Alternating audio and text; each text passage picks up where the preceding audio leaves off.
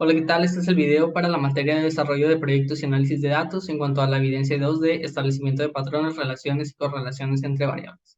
Mi nombre es Carlos Cuadra Santaella, voy a la carrera de Ingeniería en Mecatrónica y estoy en la avenida de Ingeniería en Innovación y Transformación. En cuanto a la modelación del reto, pues obtuvimos los datos por medio de la base de datos de Inside Airbnb. De ahí los pasamos a Excel para ver algunas inconsistencias, además de obtener algunas variables categóricas por medio de una programación en macros que pues, lo hicimos por medio de la extensión de Visual Basic y de ahí lo pasamos a Minitab para obtener una regresión. En cuanto a cómo se realizó el análisis de regresión, se realizó por medio de toda una teoría estadística que se basa en pruebas de hipótesis para pues, modelar esta regresión. En cuanto a cómo se llegó a las conclusiones obtenidas, pues se llegó por medio de, como bien lo dije, supuestos estadísticos y por medio de la limpieza de datos para así pues tener estos datos limpios y que nuestro modelo pudiera predecir el precio de un departamento en Airbnb. ¿Y cómo se resolvieron los conflictos en cuanto a la modelación? Pues en cuanto a la limpieza, primeramente se hizo por medio de una metodología que se utiliza en toda la, la modelación, pues que fue la metodología CRIPS, y de ahí por medio de, por ejemplo, las variables categóricas que se elegían, que eran un montón, se utilizó una regla 80-20 en cuanto a un pareto que realizamos para así obtenerlas. En cuanto a la modelación, pues por medio de transformaciones para obtener el mejor modelo, en cuanto también a la evidencia, la justificación de este modelo, y en cuanto a la confianza que se tiene en él. Ahora, ¿por qué es relevante el modelo? Aquí puse una partecita del modelo, aunque es muchísimo más extenso.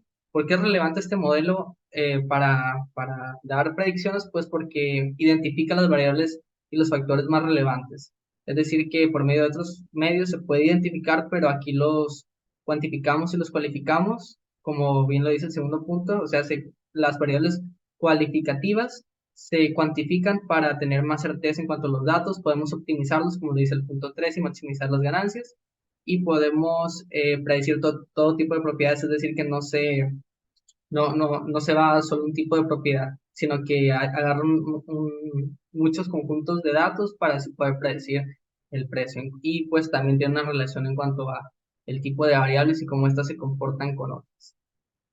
En cuanto a la utilidad del modelo, si es necesario o no es práctico para utilizar, pues en la situación venía que Karina al final de cuentas no utilizó este modelo para predecir el precio de su departamento, pero es necesario considerar que, como bien lo mencionaba anteriormente, hay ciertos tipos de variables cualificativas que pues no son del todo que se pueden tomar por medio de una percepción personal, pero sin embargo, estas variables cualificativas, pues hay muchísima más certeza en un modelo de regresión que en una opinión personal. Entonces, toda esta teoría estadística tiene ya una base matemática y lógica en la cual se puede sustentar un precio, mientras que tomarlo a la ligera y tomar estas decisiones por medio de los pensamientos muchas veces puede resultar en un error que puede repercutir puede ser en otras cosas. Sin embargo, yo veo mucho más práctico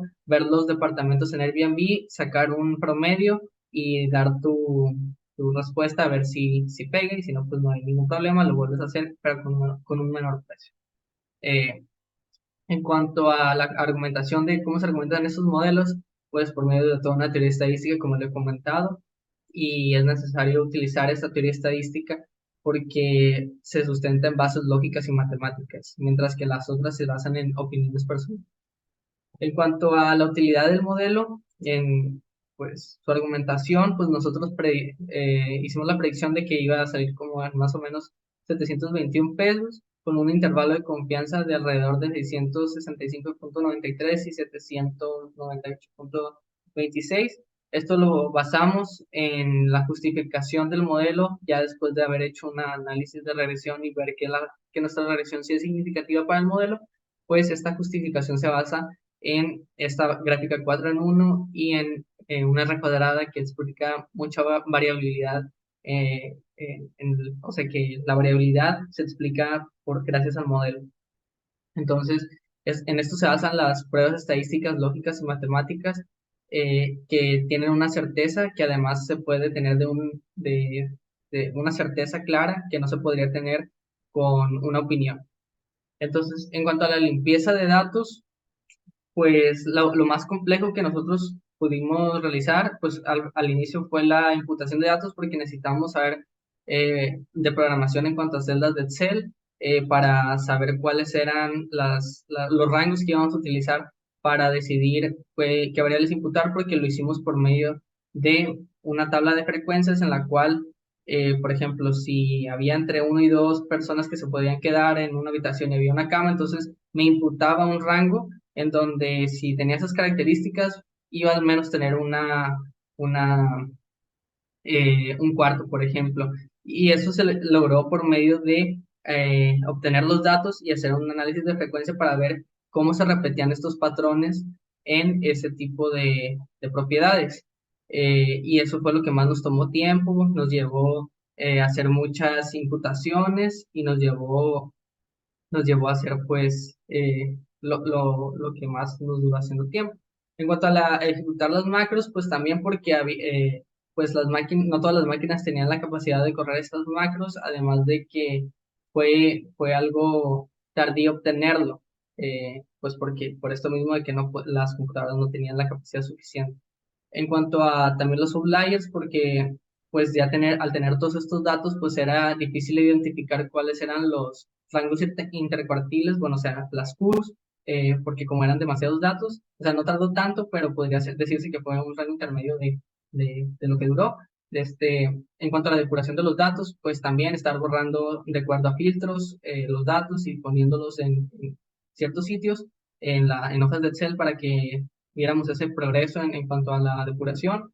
Y en cuanto a la detección de inconsistencias, pues también el saber un poquito de, de saber manejar las celdas de Excel, saber manejar fórmulas y programación. Y en cuanto a la obtención de datos, pues que eso fue como que lo más fácil que fue obtener los datos de la plataforma. En cuanto a la limpieza de datos, en cuanto a los obstáculos y los beneficios de la limpieza de datos, en cuanto a los obstáculos, tuvimos se tiene que uno de los principales obstáculos es que el tiempo para limpiarlos es muy alto. O sea, duramos alrededor de 6 días intentando limpiar los datos, por lo que sí es algo muchísimo más complejo que simplemente dar una predicción por medio de tus conocimientos. Luego, conocimiento en programación también se necesitaba, procesamiento de los datos, es decir, que las computadoras requieren cierta capacidad para correr estas limpiezas de datos, estos procesamientos, y en cuanto a que si te equivocabas en un paso, pues tenías que volver a hacerlo. Entonces, eso agrega valor al tiempo. Y en cuanto a los beneficios que tenemos en cuanto a la limpieza de datos, pues hay una mayor organización, podemos analizar los datos, es decir, podemos por medio de estadística hacer comprobaciones matemáticas y lógicas.